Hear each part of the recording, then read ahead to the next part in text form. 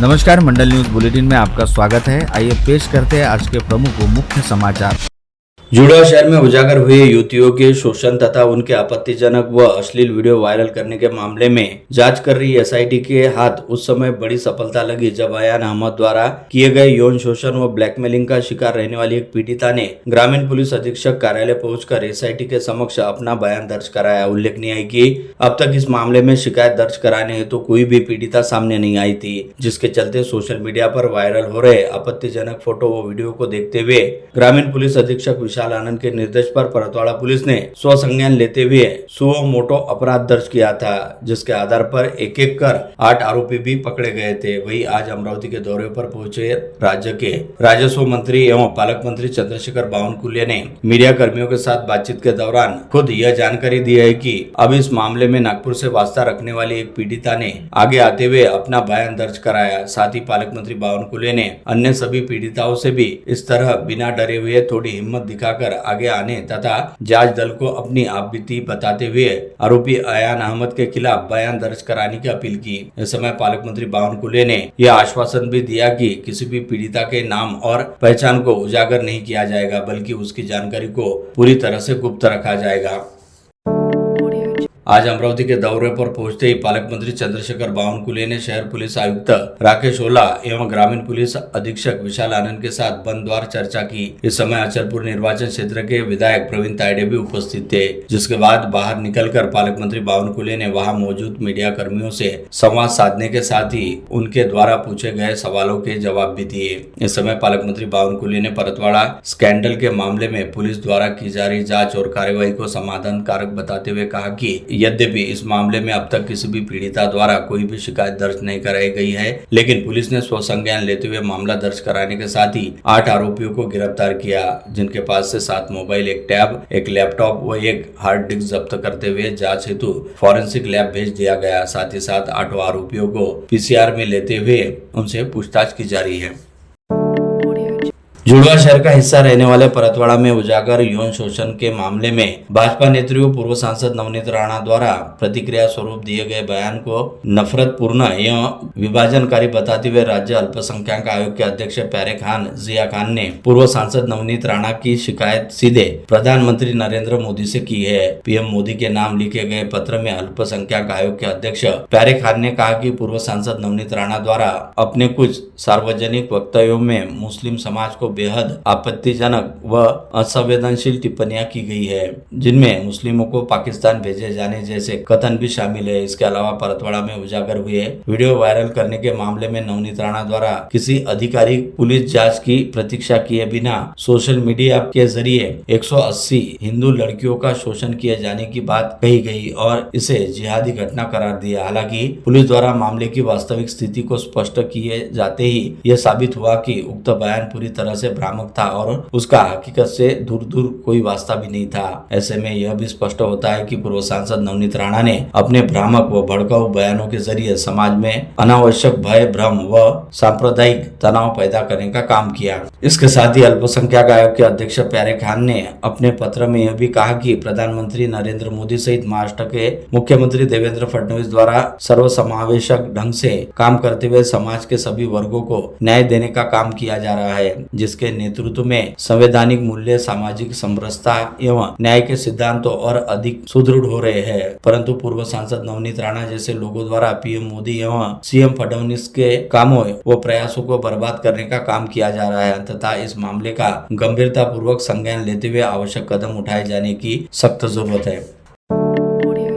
लोकसभा में महिला आरक्षण विधेयक पारित न हो पाने के बाद अमरावती की पूर्व सांसद नवनीत राणा भावुक हो गई और उनकी आंखों में आंसू छलक पड़े। उन्होंने इस घटना को काला दिन बताते हुए विपक्ष पर गंभीर आरोप लगाए। पूर्व सांसद नवनीत राणा ने कहा कि इस महत्वपूर्ण विधेयक को पारित कराने के लिए आवश्यक 2/3 बहुमत नहीं मिल सका, जिसके कारण यह बिल गिर गया। इसके साथ ही निर्वाचन क्षेत्र पुनर्रचना से जुड़ा विधेयक भी आगे नहीं बढ़ गया। उन्होंने आरोप लगाया कि विपक्ष ने जानबूझकर इस बिल को रोका और महिलाओं के अधिकार के साथ अन्याय किया। पूर्व सांसद नवनीत राणा ने कांग्रेस और समाजवादी पार्टी पर निशाना साधते हुए कहा कि देश की महिलाएं उन्हें कभी भी माफ नहीं करेंगी। उन्होंने यह भी कहा कि जो लोग महिलाओं के सशक्तिकरण के खिलाफ खड़े हुए हैं, उन्हें जनता जरूर जवाब देगी। कांग्रेस नेता व जिले की पूर्व पालक मंत्री यशोमती ठाकुर ने एक वीडियो जारी कर भाजपा पर गंभीर आरोप लगाया है। उन्होंने कहा कि भाजपा द्वारा शोषित कांग्रेस के ही कुछ नेता कांग्रेस की छवि खराब करने की साजिश रच रहे हैं। यशोमती ठाकुर ने स्पष्ट शब्दों में कहा कि कांग्रेस के कुछ असंतुष्ट नेताओं का मानना है कि यदि यशोमती ठाकुर को बदनाम करने की कोशिश की जाएगी तो कांग्रेस अपने आप बदनाम होगी। सरकार द्वारा चलाए जा रहे महाराजस्व अभियान के तहत आम नागरिकों को एक ही छत के नीचे सभी शासकीय सेवाएं उपलब्ध कराने का प्रयास किया जा रहा है। इसी उद्देश्य से आसेगांव पूर्णा में आयोजित कार्यक्रम में विधायक प्रवीण दाइडे ने अधिकारियों को स्पष्ट निर्देश दिए कि गरीबों के काम तय समय में पूरे होने चाहिए और किसी भी प्रकार की देरी स्वीकार नहीं की जाएगी।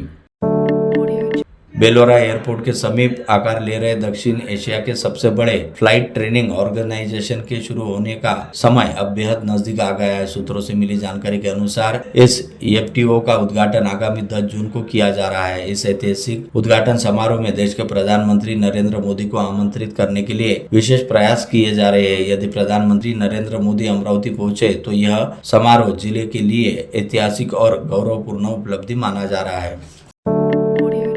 विश्व हिंदू परिषद और बजरंग दल मातृशक्ति दुर्गा वाहिनी ने आज चिलचिलाती धूप में राजकमल चौक पर कड़ा और बड़ा विरोध प्रदर्शन करते हुए विकृत मानसिकता, अवैध कब्जों, सुनियोजित षड्यंत्रों के विरुद्ध कठोर और निर्णायक कार्रवाई की मांग बुलंद की। विप के आज के आंदोलन में महिलाएं भी काफी संख्या में मौजूद थी। एक विस्तृत निवेदन जिलाधिकारी के माध्यम से राष्ट्रपति के नाम दिया गया। वे ऐसे पोस्टर लहरा रहे थे जो सभी का ध्यान खींच रहे थे।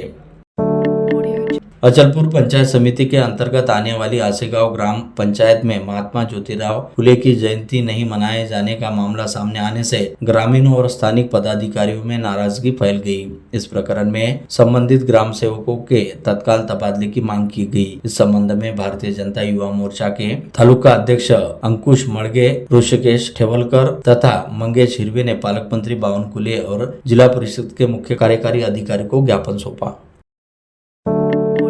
इस समय कांग्रेस पार्टी में संगठन सृजन अभियान चलाया जा रहा है, जिसके तहत शहर व जिला कांग्रेस कमेटी के अध्यक्ष पदों हेतु इच्छुकों से आवेदन मंगाए गए, जिसके तहत कल शुक्रवार 17 अप्रैल को आवेदन भरने का अंतिम दिन था। आवेदन भरने के अंतिम दिन जिला अध्यक्ष पद हेतु पूर्व विधायक वीरेंद्र जगताप व प्रकाश साबले तथा शहराध्यक्ष पद हेतु कांग्रेस के प्रदेश उपाध्यक्ष भैया पवार की ओर से आवेदन प्रस्तुत किया गया। यहाँ यह विशेष उल्लेखनीय है कि जिलाध्यक्ष पद हेतु इससे पहले 2 दिनों के दौरान कोई आवेदन दाखिल नहीं हुआ था और अंतिम दिन एक साथ 2 आवेदन प्राप्त हुए। पता चला है कि जिलाध्यक्ष पद के लिए सुधाकर भारसाकले भी इच्छुक थे, परंतु उन्होंने अंतिम समय तक अपना नामांकन ही दाखिल नहीं किया। वहीं दूसरी ओर शहराध्यक्ष पद के लिए गुरुवार को 7 से 8 इच्छुकों की ओर से नामांकन मिलने की जानकारी सामने आई, जिसके चलते माना जा रहा है कि इस बार कांग्रेस शहराध्यक्ष पद को लेकर जबरदस्त प्रतिस्पर्धा दिखाई देने वाली है।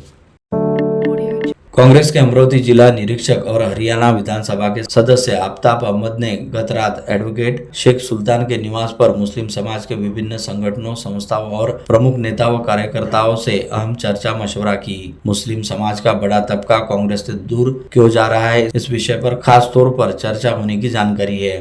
अनेक पदाधिकारी जिम्मेदारों ने अपनी बात रखी। मीटिंग में मुस्लिम समाज के कांग्रेस से दूर जाने की वजह सामने आई और विधायक आफ्ताब अहमद ने इस बारे में कांग्रेस हाईकमान से चर्चा करने का भरोसा दिलाया।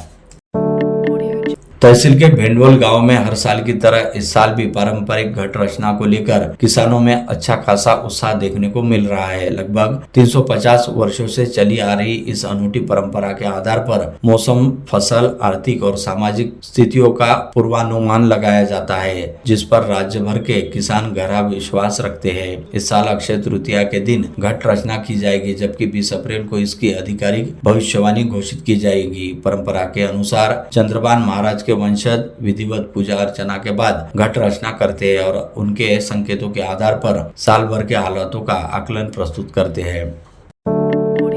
विगत कुछ दिनों से अमरावती शहर से जिले में सूरज मानो आग उगल रहा है और धूप व गर्मी के जबरदस्त थपेड़ों की वजह से अमरावती वासी बुरी तरह से झुलसने के लिए मजबूर है। लगातार बढ़ते तापमान के चलते उष्माघात होने का खतरा भी बना हुआ है। इस बात को ध्यान में रखते हुए मनपा प्रशासन ने हीट वेव का अलर्ट जारी किया है। साथ ही साथ मनपा आयुक्त वर्षा लड्डा ने आम नागरिकों के लिए एक एडवाइजरी जारी करते हुए सभी लोगों को दोपहर 12 से 3 बजे के दौरान अपने घरों से बाहर नहीं निकलने की अपील की है। वर्ष का पहला खर मास मंगलवार 14 अप्रैल को समाप्त हो गया और बुधवार 15 अप्रैल से मांगलिक कार्य शुरू हो गए। वैवाहिक मुहूर्त कल 19 अप्रैल अक्षय तृतीया से शुरू हो रहे हैं। अप्रैल और मई में विवाह के 13 मुहूर्त बन रहे हैं। इस बार ज्येष्ठ मास में ही पुरुषोत्तम मास के शुद्ध ज्येष्ठ कृष्ण और शुद्ध शुक्ल पक्ष में मांगलिक कार्य होंगे, लेकिन एक महीने के पुरुषोत्तम मास के दौरान फिर से मांगलिक कार्य पर विराम लग जाएगा।